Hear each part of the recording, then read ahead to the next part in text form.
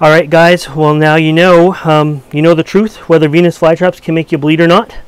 I hope you like this video, and I'm going to go and wash my finger off here because it's getting a little bit messy. So anyways.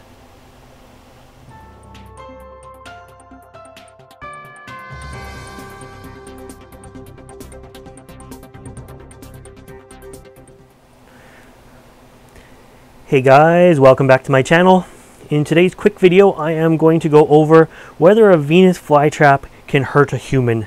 It is one of the things I get asked all the time. If a Venus flytrap pinches my finger, will it make me bleed? Will it hurt me? Am I able to get my finger out? So we just repotted this flytrap, and this is one of the biggest traps I have right now.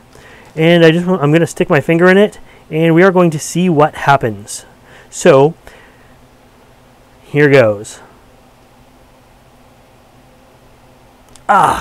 Okay, so it's got me good. I can feel it.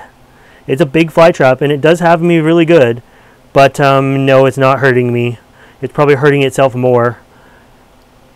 So it's a slight pinch, like just pressure. There's no pain whatsoever, but look at that.